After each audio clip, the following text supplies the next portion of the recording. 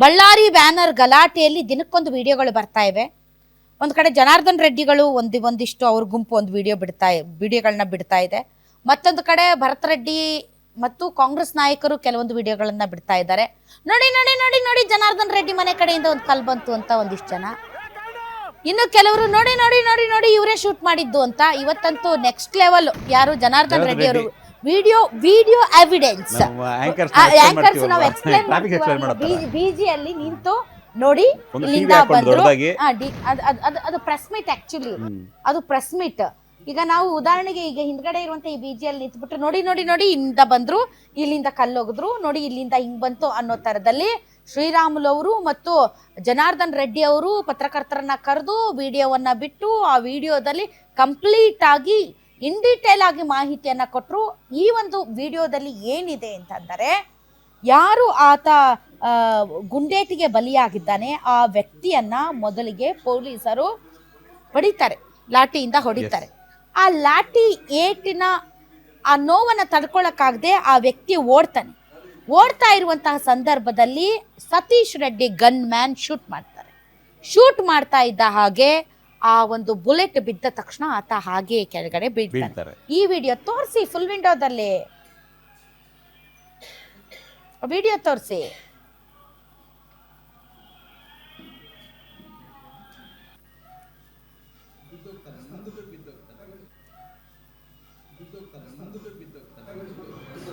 Continue ನೋಡ್ಬೇಡಿ, ಮತ್ತೆ ನಾನು ಹೇಳ್ತೀನಿ.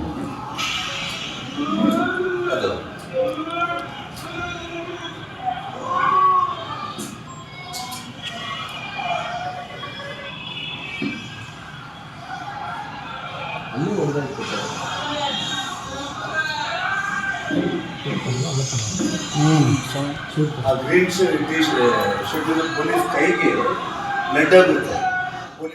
ಎಸ್, ಈ ವಿಡಿಯೋನ ಜನಾರ್ದನ್ ರೆಡ್ಡಿ ಅವರು, ಇನ್ನೊಂದು ಕಡೆ ಭರತ್ ರೆಡ್ಡಿ ಅವರು ಅವ್ರ ಮನೆ ಮೇಲೆ ಒಬ್ಬ ಗನ್ಮ್ಯಾನ್ ನಿಂತ್ಕೊಂಡಿದ್ದಾನೆ ನೋಡಿ ಅಂತ ಅವರು. ನನಗೆ ಬೇಸಿಕಲಿ ಇವ್ರಿಗೆ ನಿಜಕ್ಕೂ ಕೂಡ ಇವ್ರಿಗೆ ಏನಾದ್ರೂ ಒಂದಿಷ್ಟಾದ್ರೂ ಇವ್ರಿಗೆ ಘನತೆ ಗಾಂಭೀರ್ಯತೆ ಇದೆಯಾ ಈ ರಾಜಕಾರಣದಲ್ಲಿ ಅಂತ. ಆ ಬೀದಿ ರೌಡಿಗಳ ಅಂಡರ್ವರ್ಲ್ಡ್ ಡಾನ್ಗಳ ತರ ಮಾಫಿಯಾ ಫಿಲಮ್ಸ್ ನೋಡಿದ್ದೀರಾ ನೀವು? ಹೊರಗಡೆ ಬಂದ್ಬಿಟ್ಟು ಗನ್ ತೆಗೆದ್ಬಿಟ್ಟು ಢಗ ಢಗ ಢಗ ಢಗ ಫಿಲಮ್ ಅಲ್ಲಿ ಅಂಡರ್ವರ್ಲ್ಡ್ ಫಿಲಮ್ಗಳು ಇರ್ತಾವಲ್ಲ, ಆ ಫಿಲಮ್ಗಳಲ್ಲಿ ನಡೆದಂಗೆ ಇವರು ಜನಾರ್ದನ್ ರೆಡ್ಡಿ ಬೆಂಬಲಿಗರು, ಭರತ್ ರೆಡ್ಡಿ ಬೆಂಬಲಿಗರು, ಸತೀಶ್ ರೆಡ್ಡಿ ಬೆಂಬಲಿಗರು ಗನ್ಗಳನ್ನ ತಗೊಂಡು ಶೂಟ್ ಮಾಡ್ಕೊಂಡು ಬಳ್ಳಾರಿಯಲ್ಲಿ ಫೈಟ್ ಮಾಡ್ತಾರೆ ಇವರು ಅಂತಂದ್ರೆ, ರಾಯಲಸೀಮಾ ಇವ್ರ ಪೂರ್ವಜರೇ ಹಂಗ ಆಡಿಲ್ಲ ಅಲ್ಲಿ. ಇವನ್ ಭರತ್ ರೆಡ್ಡಿ ತಂದೆ ಆಗಿರ್ಬೋದು ಅಥವಾ ಆ ಭಾಗದ ಯಾರು ರೆಡ್ಡಿ ಪಾಲಿಟಿಕ್ಸ್ ಇದೆ, ಬೇಸಿಕಲಿ ಅವರೇ ಈ ತರ ಮಾಡಿಲ್ಲ ನಮ್ಮ ಕನ್ನಡದ ನೆಲದಲ್ಲಿ. ಏನ್ ಗಬ್ಬ ಎಕ್ಸಾಂಪಲ್ ರೀ ಇವರೆಲ್ಲ. ಇಷ್ಟು ದಿನ ಗಣಿ ಧೂಳಿಂದ ಜನರ ಶ್ವಾಸಕೋಶಗಳನ್ನ ಕೆಡಿಸಿ ಅವ್ರಿಗೆ ಬರಬಾರ್ದು ರೋಗಗಳನ್ನ ತಂದೊಡ್ಡಿದ್ರು ಇವರು. ಈಗ ಈ ರೀತಿಯಾದಂತ ರೌಡಿ ರಾಜಕೀಯ ಮಾಡಿ ಅಂಡರ್ವರ್ಲ್ಡ್ ಡಾನ್ಗಳ ತರ ಮಾಫಿಯಾನ ಮಾಡಕೊಳ್ತಿದ್ದಾರೆ. ಜನ ನೆಮ್ಮದಿಯಾಗಿ ಚೆನ್ನಾಗಿದ್ದಾರೆ. ಜನ ಕಾನೂನಿಗೆ ಹೆದರಿ ಜೀವನ ಮಾಡ್ತಾ ಇದ್ದಾರೆ ಬಳ್ಳಾರಿಯ ಜನ. ಬಳ್ಳಾರಿಯ ರಾಜಕಾರಣಿಗಳು ಈ ರೀತಿ ದಿನಕ್ಕೆ ದುಡ್ಡಿನ ಪೊಗರ್ನಿಂದ ಬೇಕಾಗಿರೋ ಗನ್ಮ್ಯಾನ್ಗಳನ್ನ ಇಟ್ಕೊಂಡು ಜನರ ಜೀವನ ಬಲಿ ತಗೊಳ್ತಾರೆ. ಬೆಳಗ್ಗೆ ಒಂದು ವಿಡಿಯೋ, ಮಧ್ಯಾಹ್ನ ಒಂದು ವಿಡಿಯೋ, ಸಂಜೆ ಒಂದು ವಿಡಿಯೋ, ದಿನಕ್ಕೊಂದು ವಿಡಿಯೋ ಬಿಡ್ತಾ ಇದ್ದಾರೆ. ಕಡೆಯವರು ಬಿಡೋದು, ಇವ್ರ ಕಡೆಯವರು ಬಿಡೋದು. ನಾಚಿಕೆ ಆಗಲ್ವಾ ನೀವು? ಗುಂಡಗಳ ತರ ವರ್ತನೆ ಮಾಡ್ತಾ ಏನ್ರಿ ಬ್ಯಾನರ್ ಕಟ್ಬಿಟ್ರೆ ಏನ್ ಜನಾರ್ದನ್ ರೆಡ್ಡಿ ಎಲ್ಲ ಶ್ರೀಮಂತಿಕೆ ಎಲ್ಲ ಕಳೆದೋಗುತ್ತಾ? ಜನಾರ್ದನ್ ರೆಡ್ಡಿ ರಾಜಕೀಯ ಜೀವನನೇ ಅಳಿಸೋಗುತ್ತಾ ಬ್ಯಾನರ್ ಕಟ್ಟಿದ ತಕ್ಷಣ? ಬ್ಯಾನರ್ ಕಟ್ಲಿಲ್ಲ ಅಂತಂದ್ರೆ ಭರತ್ ರೆಡ್ಡಿ ಸತೀಶ್ ರೆಡ್ಡಿಗೆ ತಿಂದಿದ್ದ ಅನ್ನ ಜೀರ್ಣನೇ ಆಗಲ್ವಾ? ಏನ್ ರಾಜಕೀಯ ರೀ? ನಾವೆಲ್ಲ ಬಿಹಾರ, ಉತ್ತರ ಪ್ರದೇಶ ಆ ಕಡೆ ನೋಡ್ತಾ ಇದ್ವಿ, ಕರ್ನಾಟಕಕ್ಕೂ ತಂದಿಟ್ರಲ್ಲ. ಎಲ್ಲ ಓಂ ಪ್ರಥಮಗಳಿಗೆ ಈ ರೆಡ್ಡಿ ಸಹೋದರರು, ಆ ರೆಡ್ಡಿ ಈ ರೆಡ್ಡಿ ಎಲ್ಲಾ ಪಕ್ಷದಲ್ಲಿರೋ ರೆಡ್ಡಿಗಳಿಗೆ ಹೇಳ್ತಾ ಇದ್ದೀನಿ. ನಾನು ಜಾತಿ ಸಮುದಾಯದ ಬಗ್ಗೆ ಮಾತಾಡ್ತಾ ಇಲ್ಲ. ಐ ಆಮ್ ಸಾರಿ, ನಾನು ಜಾತಿ ಸಮುದಾಯದ ಬಗ್ಗೆ ಮಾತಾಡ್ತಾ ಇಲ್ಲ.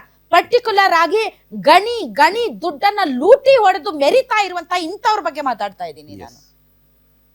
ನಮ್ಮ ಕರ್ನಾಟಕನ ಇಡೀ ದೇಶದಲ್ಲೇ ಅಸಹ್ಯವಾಗಿ ನೋಡುವಂತಹ ಒಂದು ಪಾಲಿಟಿಕ್ಸ್ ಅನ್ನ ತಂದಿಟ್ರಲ್ಲ ನೀವು. ಬಿಜೆಪಿ ಮತ್ತು ಕಾಂಗ್ರೆಸ್ ಅವರು ಈ ಲೆವೆಲ್ಗೆ ಪಾಲಿಟಿಕ್ಸ್ ಮಾಡ್ಬೇಕೇನ್ರಿ? ಈ ಲೆವೆಲ್ಗೆ ದ್ವೇಷ, ಈ ಲೆವೆಲ್ಗೆ ರೌಡಿಸಮ್, ಈ ಲೆವೆಲ್ಗೆ ಗೂಂಡಾಗಳ ತರ ವರ್ತನೆ ಮಾಡಿ ಇಡೀ ರಾಜಕೀಯದ ಪಾವಿತ್ರ್ಯತೆಯನ್ನ ಹಾಳು ಮಾಡಿದ್ರಲ್ಲ ನೀವು.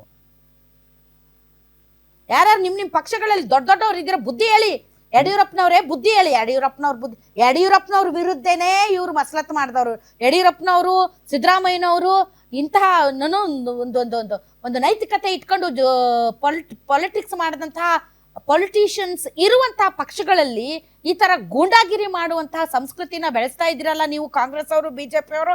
ಅಬಾ ಏನೋ ಅಂತಾರಲ್ಲ, ಉದಯವಾಯಿತು ನಮ್ಮ ಚೆಲುವ ಕನ್ನಡ ನಾಡು. ನಮ್ಮ ಕನ್ನಡ ನಾಡಿಗೆ ಇಂಥ ಗಬ್ಬೆಸರು ತಂದಿರುವಂತ ನಿಮ್ಮಂತವ್ರಿಗೆ ಆಯ್ಕೆ ಮಾಡ್ತಾ ಇದ್ದಾರಲ್ಲ ಜನ, ನಾವು ಅಡ್ಕೋಬೇಕು ಫಸ್ಟ್ ಆಫ್ ಆಲ್. ಆಮೇಲೆ ಮತ್ತೆ ಪೊಲೀಸರೇನು ನಿಮ್ಮ ಹಿಂದಿಂದ ಓಡಾಡ್ಬೇಕೇನು? ಪೊಲೀಸರ್ಗೇನು ಬೇರೆ ಕೆಲಸ ಇಲ್ಲ? ನೀವು ದೊಡ್ಡ ಗಣಿಧನಿಗಳಂತೇಳಿ ನಿಮ್ಮ ಜೊತೆಗೆ 5-6 ಜನ ಗನ್ಮ್ಯಾನ್ಗಳು ಯಾವಾಗ ಬಂದೂಕ್ ತೆಗೆದು ಯಾರು ಶೂಟ್ ಮಾಡ್ತಾರೆ ಅಂತ ಕಾಯ್ತಾ ಇರ್ಬೇಕಾ? ಈ ನಡುವೆ ಹೊಸ ಎಸ್ ಪಿ ಬಂದಿದ್ದಾರೆ ಸುಮನ್ ಅಂತ, ಜೊತೆಗೆ IGP ಹರ್ಷ ನೇಮಕ ಮಾಡಿದ್ದಾರೆ. ನೋಡೋಣ ಈಗ ಹೊಸಬ್ರು ಬಂದಿರೋದ್ರಿಂದ. ಅದೇ ಹರ್ಷ ಅವರು ಮಂಗಳೂರಲ್ಲಿ ಹ್ಯಾಂಡಲ್ ಮಾಡಿದ್ರಲ್ಲ, ಆ ಹರ್ಷ ಅವರ, ಅವ್ರಿಗೆ ಬಹಳ ಇದೆಲ್ಲ ಬಹಳ ರೂಢಿ ಇದೆ ಬಿಡಿ. ಇಲಾಖೆ ಕಮಿಷನರ್ ಆಗಿದ್ರು ಅದೇ ಹರ್ಷ. ಅದೇ ಅವ್ರಿಗೆ ಮಂಗಳೂರಲ್ಲಿ ಬಹಳ ರೂಢಿ ಇದೆ ಇಂಥವೆಲ್ಲ ಮೇಂಟೈನ್ ಇಂಥವೆಲ್ಲ ಮಾಡಿ ಮಟ್ಟ ಹಾಕಿ ಮಾಡಿ ತುಂಬಾ ತುಂಬಾ ನೋಡೋಣ ಏನ್ ಮಾಡ್ತಾರೆ ಅಂತ.